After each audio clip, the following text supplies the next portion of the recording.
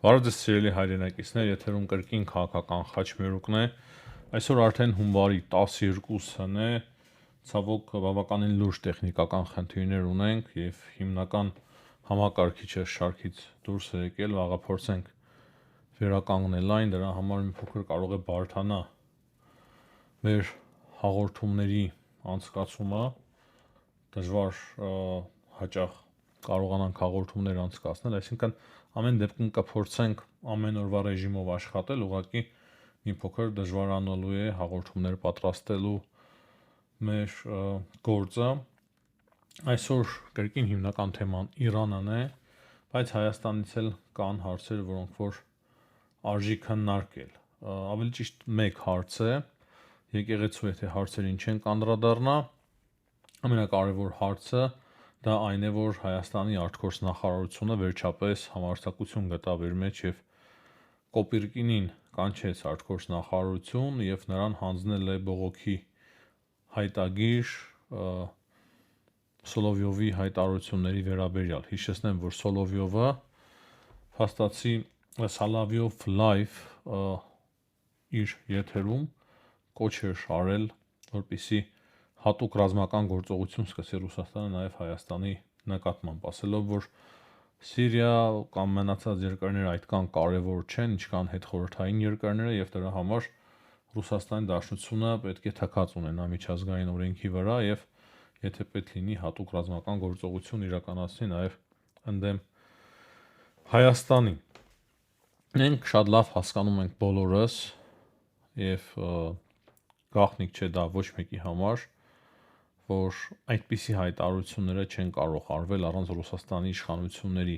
համաձայնության, թույլտվության կամ նույնիսկ խրախուսման։ Շատ հնարավոր է, որ հենց Ռուսաստանի իշխանություններն են հուշում Սալավյովին, թե ինչ պետք է նա ասի եւ նման մտքեր ունեն Ռուսաստանի իշխանությունները։ Եվ այդ առումով Հայաստանի իշխանությունները շատ ճիշտ վարվեցին, որ նոտա հանձնեցին Ռուսաստանի Դաշնության դեսպանին, բայց ես կարծում եմ, որ նոտայով մենք չպետք է սահմանափակվենք, պետք է նաեւ այլ միջոցներ ձեռնարկենք, որպեսզի նման հայտարարություններ այլևս չլինեն եւ ընդհանրապես Ռուսաստանի Դաշնությունը հրաժարվի Հայաստանը գերելու իր ծրագրից։ Եթե փետրվարին Հայաստան այցելի Ամերիկայի Միացյալ Նահանգների փոխնախագահ Ջեյ Դի Վենսը,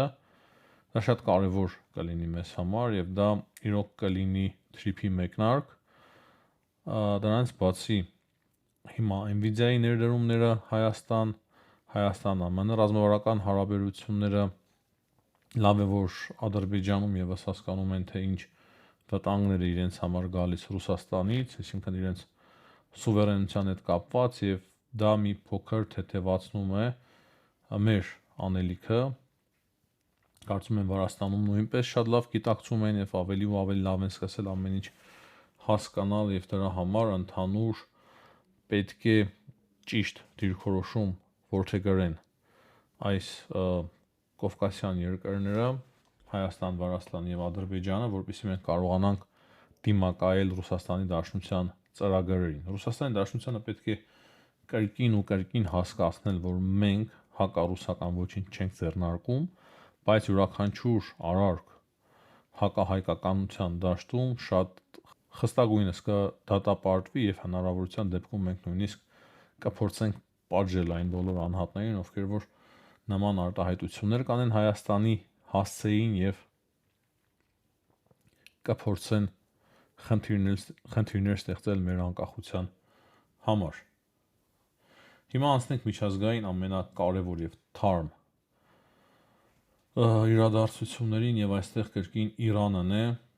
Իրանից տարբեր տեսակի կադրեր ունենք, տարբեր տեսակի տեղեկություններ,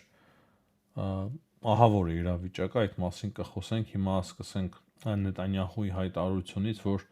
Թեհրանի ռեժիմի անկումից հետո Նետանյահուն հայտարարել է Իսրայելի վարչապետը, որ Իսրայելը պատրաստ է կրկին գործընկեր դառնալ Իրանի հետ։ Ինչու է մեզ սա մեջ բերում։ Իսրայելը բավականին մեծ ծրագրեր ունի Իրանի հետ կապված եւ Իրանի թշնամությունը Իսրայելի նկատմամբ շատ մեծ խնդիրներ է ստեղծում իրականում իսրայելական պետության համար, Թուրքիան ուրախ է, որ այդ թշնամությունը կա, քանի որ Թուրքիան եւս հիմա շատ է խորացել հակաիսրայելական այդ իր գործողությունների մեջ, եւ այստեղ Իրանի կորուստը Թուրքիայի համար մեծ խնդիրներ կստեղծի։ Դրա համար նաեւ Թուրքիայի արտգործնախարար Հական Ֆիդանը հայտարարությամբ է հանդես եկել, որ Մոսադը խառնվում է Իրանի ներքին գործերին եւ ուզում է այնտեղ խժռություններ առաջացնել, տապալել Իրանի իշխանությունները։ Դրանից բացի կարևոր է նշել, որ Իսրայելի հիվանդանոցներին հանձնարարվել է հիմա պատրաստվել շատ արագ գործողությունների, եթե հարկ լինի, որպեսզի էքստրեմալ իրավիճակներում սկսեն աշխատել Իսրայելի հիվանդանոցները, եւ սա եւս նշանակում է, որ հնարավոր է ցանկացած պահի պատերազմ սկսվել Իսրայելի եւ Իրանի միջև։ CNN-ի տեղեկություններով Թրամփը չի քննարկում Իրանում զորք տեղակայելու հարցը, որպես Վաշինգտոնի հնարավոր միջամտության տարբերակ, այսինքն այնինչ քննարկվում է, դա Իրանին ուղղակի հարվածներ հասցնելն է եւ զորք չի քննարկում Ամերիկայի Միացյալ Նահանգները մտցնելու հարցը, դե բնական է, ես կարծում եմ, որ դա նաեւ մեզ համար պարզ էր, որ Ամերիկայի Միացյալ Նահանգները այս պահին նման հարց չեն քննարկում եւ եթե հարված լինի, դա օդից է լինելու հարվածը։ Կարևոր է նշել, որ հիմա եթե նման բան տեղի ունենա, ապա արդեն կարծես բախում կլինի ամերիկյան տեխնոլոգիաների եւ չինական տեխնոլոգիաների միջև։ Մենք տեսնում ենք, որ անհասկանալի ձևով Իրանը կարողանում է Starlink-ները ճնշել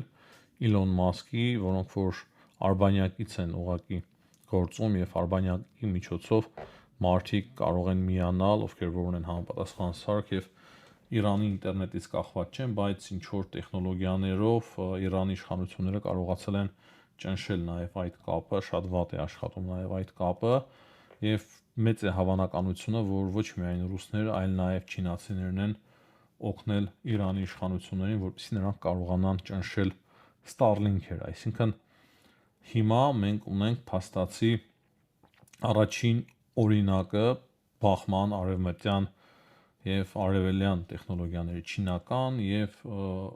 ամերիկյան տեխնոլոգիաների, բայց փաստը այն է, որ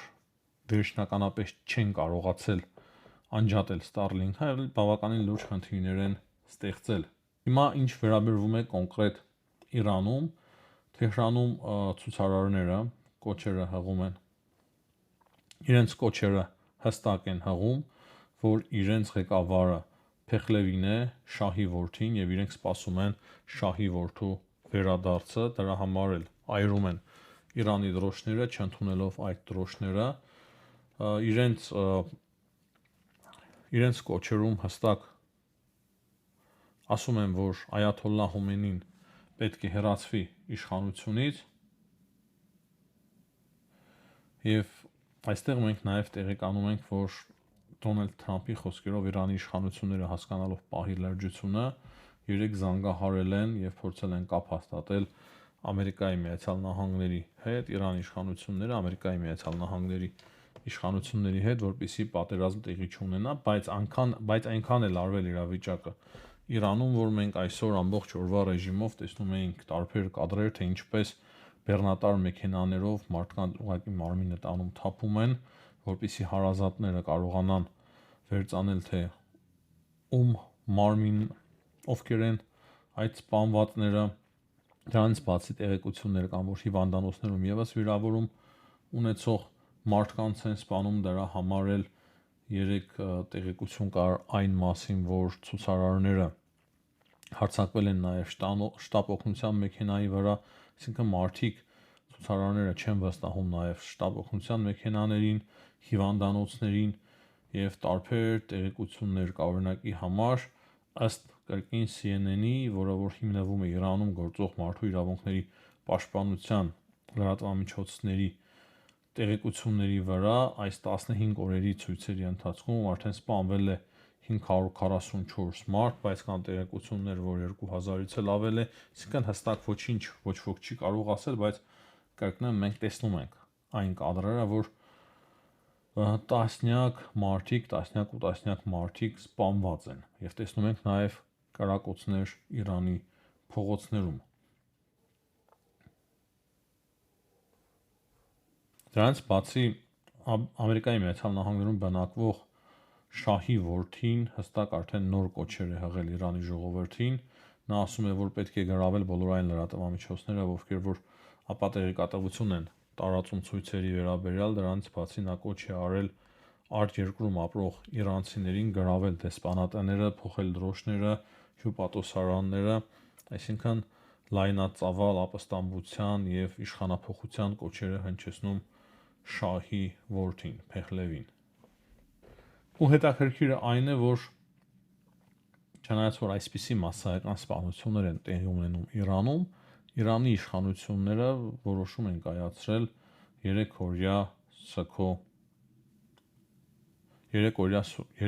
սուկ հայտարարել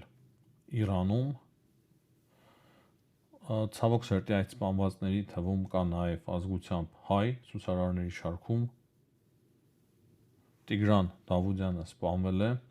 այդ ցույցերի ընթացքում, այսինքն հայ համայնքը եւս ինչ որ չափով մասնակցություն ունի։ Հույսով եմ շատ քիչ են հայերը, որոնք որ մասնակցում են այդ ցույցերին, քանի որ պարզ է թե ինչպես կարող է ավարտ ունենալ դա իրենց համար, դրա համար մենք մեկ անգամ եւս կոչ անենք, եթե մեզ լսում են Իրանում, հնարավորինս զերծ մնան այդ ցույցերից։ Դժվար թե մեր հայերի միջոցով ինչ որ բան փոխվի Իրանում եւ դրա համար հայ համայնքը պետք է շատ զգուշավոր լինի։ Բայց հետաքրքիր ցույցեր են տեղի ունենում, հաստատի նաեւ Բաքվում, եթե տարբեր երկրներում Իրանի իշխանությունների դեմ են ցույցերը եւ իշխանափոխության հիմնականում կոչեր են, ապա Բաքվում Իրանի դեսպանատան առաջ այնպիսի ոճի ցույցեր են, որտեղ որ մենք հասկանում ենք, որ ադրբեջանցիները հստակ ունեն անջատողական նպատակներ եւ իրենց կոչերով այնպիսի կոչեր են, այսինքն հնչեցնում, որտեղ որ պարզ է դառնում, որ իրենք էլ ցանկանում են օգտվել իրավիճակից եւ իրենց 30 միլիոնանոց ադրբեջանական համայնքը փորձում են ոտքի հանել, որպեսզի եթե հնարավորություն ստեղծվի գրավեն Իրանից տարածքներ, այսինքն անջատվեն Իրանից։ Հարավային Ադրբեջանը անջատեն Իրանից եւ դարձնեն այս անկախ Ադրբեջանի մաս։ Հիշեցնեմ, որ այդ Ադրբեջան կոչվող տարածքը, որը որ 30 միլիոնից ավել բնակչություն ունի, թե տարածքով եւ թե թվականակով ավելի մեծ է, քան այսօրվա անկախ Ադրբեջանը։ Թուրքիայի դիրքորոշման մասին արդեն խոսեցի, Թուրքիային ձեռնտու չէ, որ Իրանում տեղի ունենա իշխանափոխություն,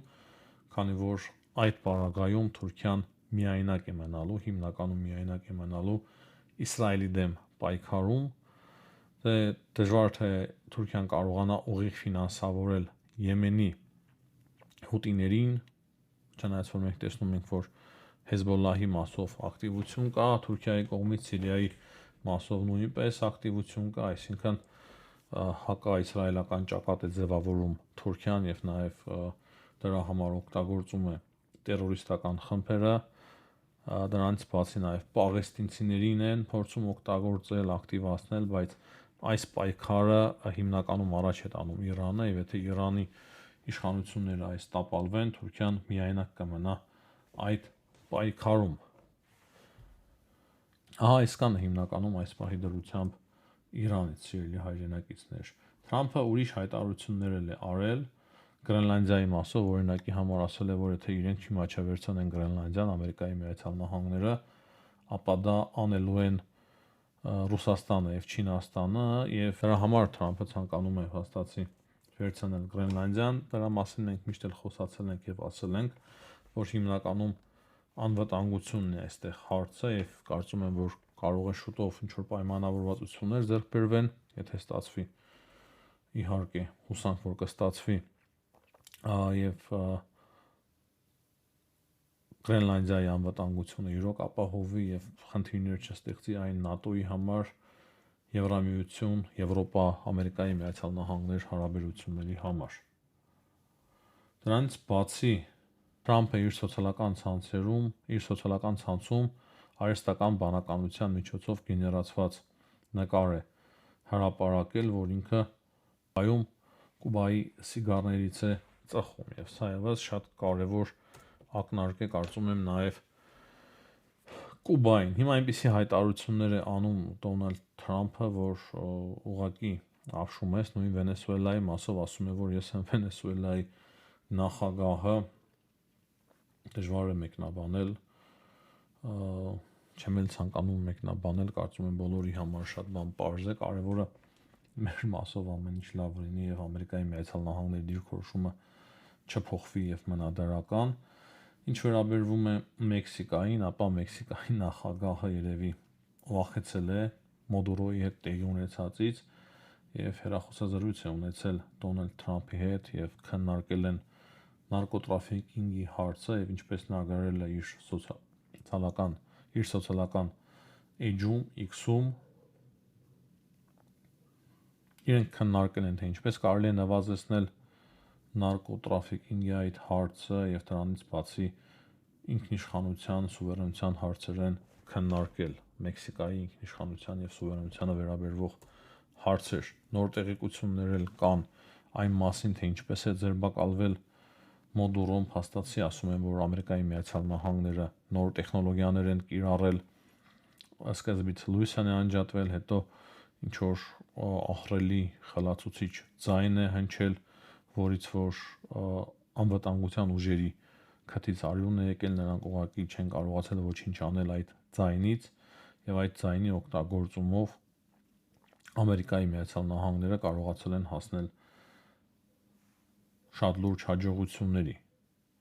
Դե ես չեմ զարմանում այս հայտարարություններից եւ կարծում եմ, որ դա նույնիսկ հնացած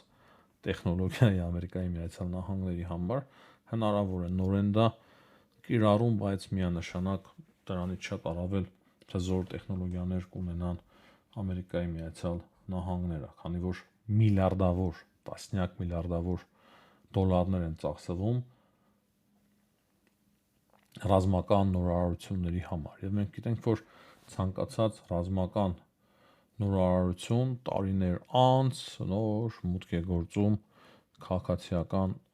սեկտոր, այսինքն խոսքը ինտերնետի մասին է, համակարգիչների մասին է,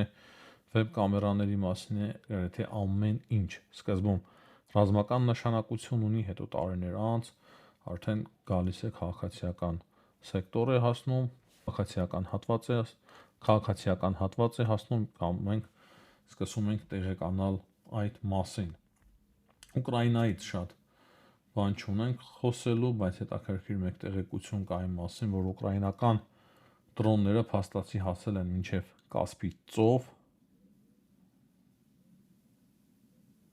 եւ Կասպի ծովում նավթ արտահանող համակարգերին են հարված հասցրել։ Այսքանը սիրելի հայրենակիցներ, այս պահի դրությամբ հաջողություն եմ մաղթում բոլորին, ցտեսություն, կհանդիպենք։